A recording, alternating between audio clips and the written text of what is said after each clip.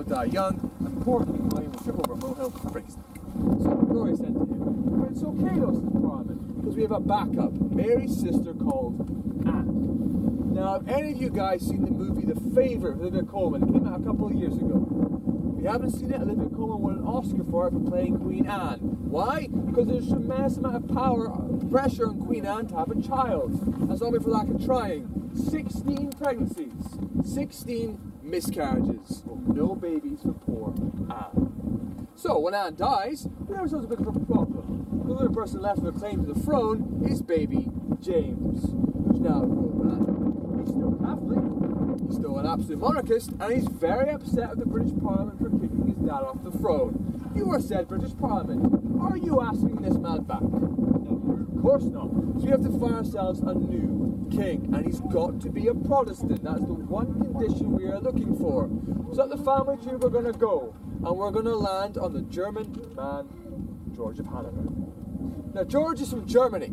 He doesn't speak any English. He's never been to England or Scotland before in his life. He doesn't know their culture, their customs, their way of doing things. He's not particularly skilled at ruling. He is Baron of Hanover. But George, well, he's very surprised to even be approached for the job, because George of Hanover is 53rd in line to the British throne. Does he strike you as the ideal candidate?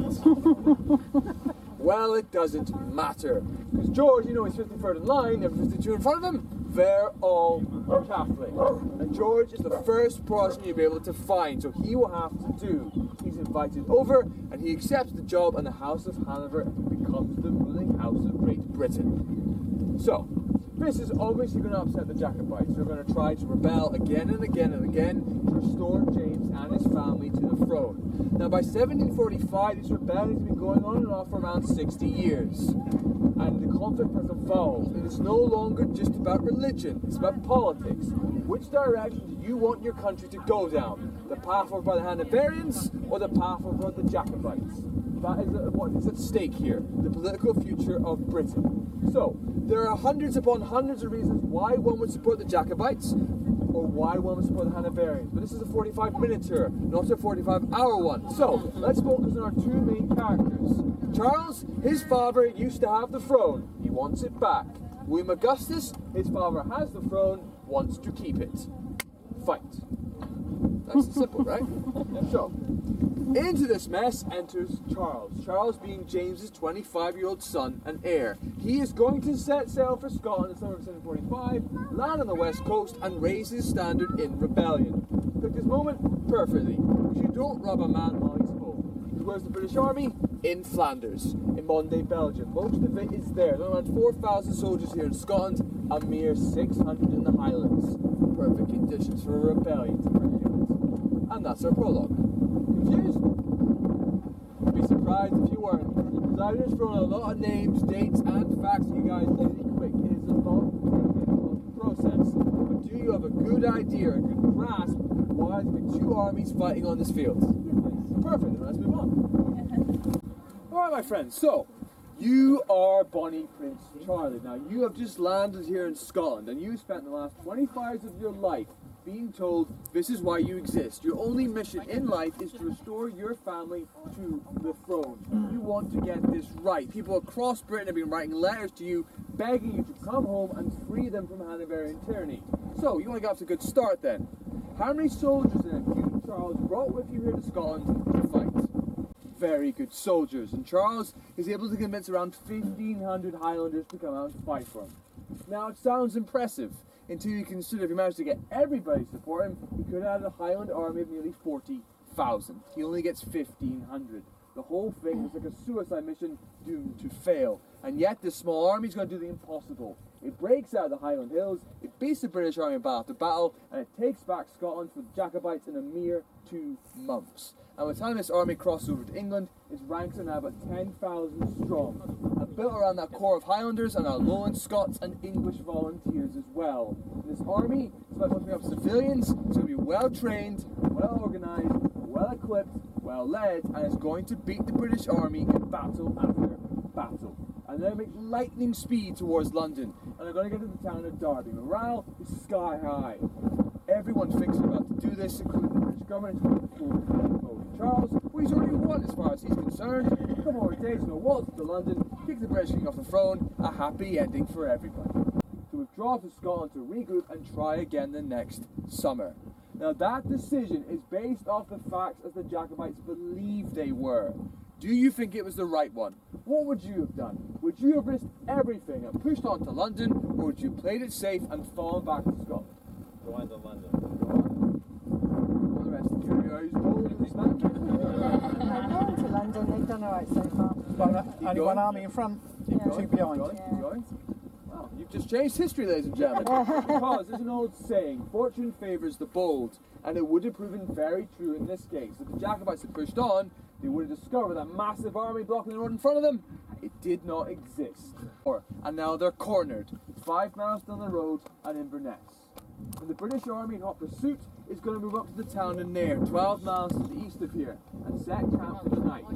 So, our scene is set for battle. Have a look around the battlefield for me then, ladies and gents, and tell me, what do you see out there? Not a lot.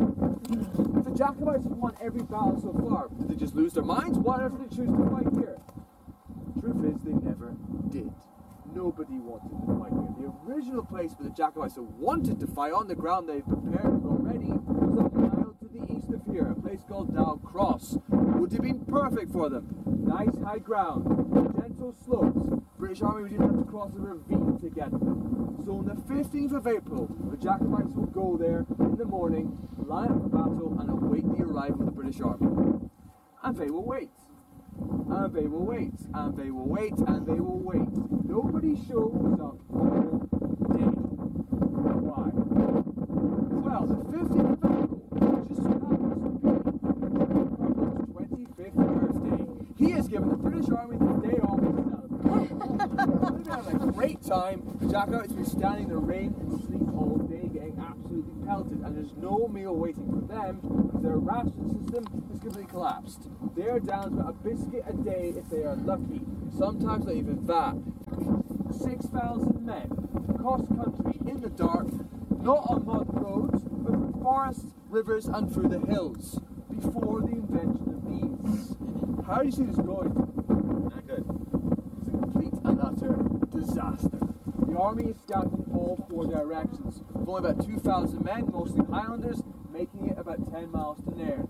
So close they can see the campfires, hear the British soldiers singing, they know they've got them by surprise, but without the rest of the army, they do not feel confident to do this by themselves, and they will make the decision to turn back. Now, and the Jacobites are going to have to stand and fight, because Inverness is their last base where the food, money, supplies, resources are. This is town, so they have to fight. The British army is forced to battle. One place to fight is right here. The Jacobites are going to discover that sitting in between them and the British army, the absolute horror, is a giant marsh above.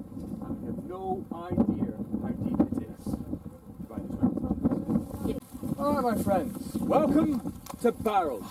Now, Barrows is the name of a mixed Scottish-English regiment serving in the British Army, and we are standing on the very same ground that they stood 276 years ago.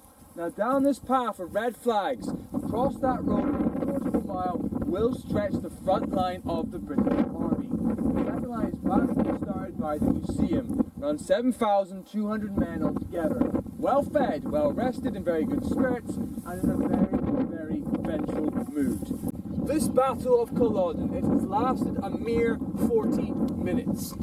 40 minutes is an incredibly short battle, and yet in that time, of the 5,000 Jacobites who began the morning, 2,000 of them have just been killed, many more lying wounded across this field. Dig a series of 10-foot pits and bury the Jacobites in mass graves, the majority of which you can see on either side of the path here. There are a few more scattered across the field, some marked, some unmarked, and we are still finding some to this very day, but the vast majority of the graves are right here in this area. Now, there's around 2,500 people buried on the field, and that includes women and children. The youngest Jacobite we had recorded fighting here was as young as 13. Many of the wounded have been camped for as the Jacobite army, family members have been following the army around, or unfortunately citizens of Inverness who just happened to get caught up in the fighting. These paint the idea, but only members of Clan Cameron are buried together in the Cameron grave, only members of Clan Stewart together in the Stewart grave, as a clan. Clan MacDonald, MacDonald grave, Clan MacGregor, so on, so forth. Now, what's a very romantic idea to imagine, but they're all buried together as a clan. The cold, hard reality is the British Army did not organise out the Jacobites by clan. They went to identify me if they wanted to. As a result, all of these graves, Jacobite graves on this field, will be mixed. And it's not just Highlanders who are buried here. Buried alongside them were the Lowland Scots, Welsh, Irish, English and French Jacobite comrades. They all fought here together, they are all buried here together. What these headstones allow, though, is that as a descendants of the men who fought here, is to come on pilgrimage and pay their respects to their fallen ancestors. In reality, the casualty reports, the muster rolls, tell a very, very different story. The regiment we were standing at earlier, Barrows, they begin the day with 400 men. By the end, a mere 17 of them are still standing. The rest either dead or wounded. Overall, the British Army will lose around 400 men killed during the battle, with 800 being wounded, many more of whom are going to die of their wounds over the coming days and weeks. So in likelihood, we're probably looking at around 500 to 700 dead in total. This battle is an incredibly bloody battle for both sides. Now, this headstone in front of you supposedly marks the area where those British soldiers are buried, the so-called field of the English. So there's two things wrong with this stone. Number one, this stone is in the complete wrong place. There's nobody actually buried here. Now, how do we know this? Well, like the other stones, this one goes up in the 1880s, 140 years after battle.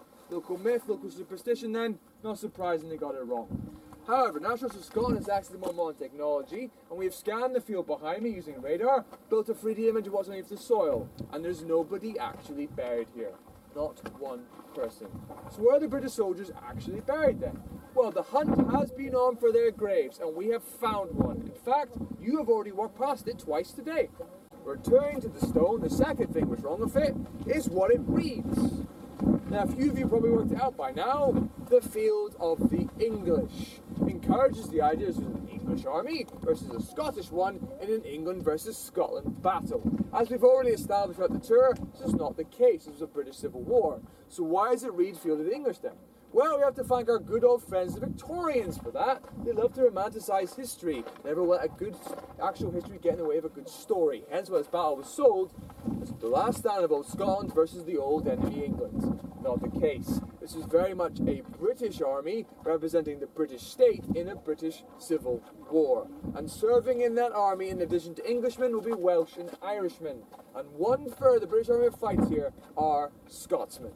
And that's not just Lowland Scots, that's Highland Scots as well. Two of them are officers, James and John Chisholm, sons of the clan chief. They are making their way across this battlefield after battle. They come across a wounded Jacobite, and who should it be but their younger brother, Roderick. That's how like they're the ones who shot him. And other orders. No mercy, no quarter, no survivors. So they will stand over their wounded brother, they will protect him, and make sure he passes peacefully undisturbed during the night. There's also the story of William Boyd. Now, William Boyd is a 60-year-old Jacobite. He does not want to run the 5 miles back to Inverness, so he decides to surrender the first British soldier he comes across. And who should that soldier be but his young son David and his squad? And David, in tears, knowing his orders, will beg his squad mates not to execute his father, instead to take him prisoner, which they do. These two tragic episodes highlight exactly what this conflict was. This was not a battle between two countries. This was not Scotland versus England. This is the tragic, brutal end of a highly complex political civil war that tears entire families and communities across Britain apart. Here, this is a reconstruction of the building that would have stood here 300 years ago. Now, it is used as a field hospital by the British Army for their wounded men after battle. Do go inside the walls after the tour and imagine what that would have been like. There's also a small exhibition in there that details potential housing and commercial threats to the battlefield. You see, National Trust of Scotland, we don't own both sides. It is split in two by the Monday Road. National Trust of Scotland only owns this side of the battlefield.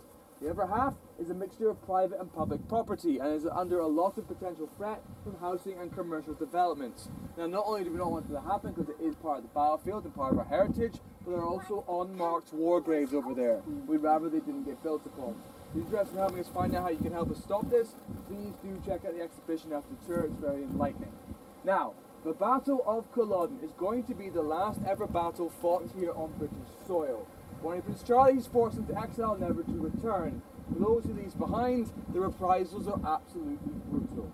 Now, even though this is the British Civil War, it is classified at the time by the British government as a Scottish rebellion. So any Englishman who's joined it is going to suffer an even worse fate, because they're seen as even worse traitors. The vast majority being executed out trial. They only make up 10% of the Jacobite army, and yet they will make up around a third of those executed. The rest will be sentenced along with the Scots to 10 years of hard labour and indentured servitude in the plantations in the Caribbean and the Americas. I'm sure you'd agree with me if I was to finish the tour back at the cottage there, being very dark, very bleak and very depressing ending to the tour. This is after all a very sombre, heavy topic. Most of us are wondering, Gavin, if Highland culture was so banned, so targeted as you claim, why can I hear bagpipes playing in the background? The military. Exactly. Because there's one place after Culloden, Highland culture is not going to be banned, if that's going to be actively encouraged. But ironically, of all places, the Jacobites' former enemies. The British military, the British army.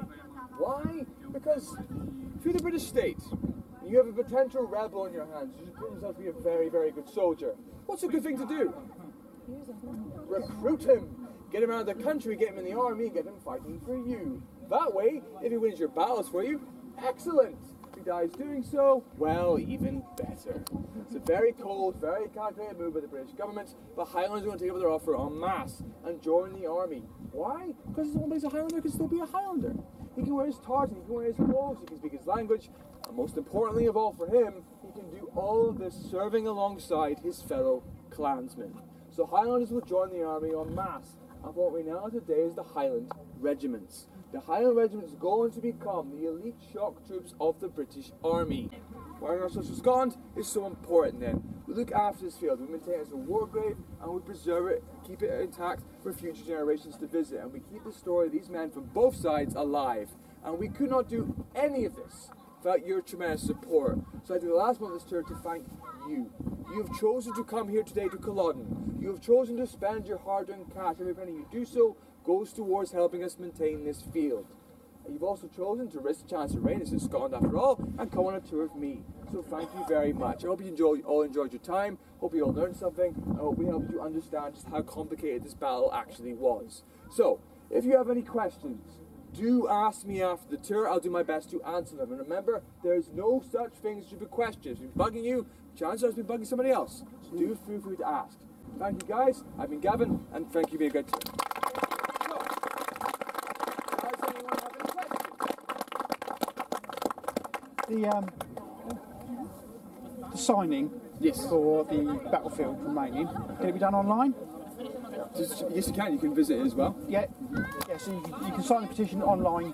So, just to give you the heads up, because it's actually only been announced in recent weeks, we've actually made a case and made an application which has been approved and is now in the process of, being reviewed and everything, to get this whole area declared a World Heritage Site.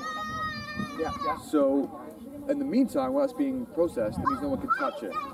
So if you want to keep abreast of that, do check out online. So we'll be keeping everyone informed of how that goes. But hopefully, in time, the whole area will be declared a World Heritage Site and no one can touch it.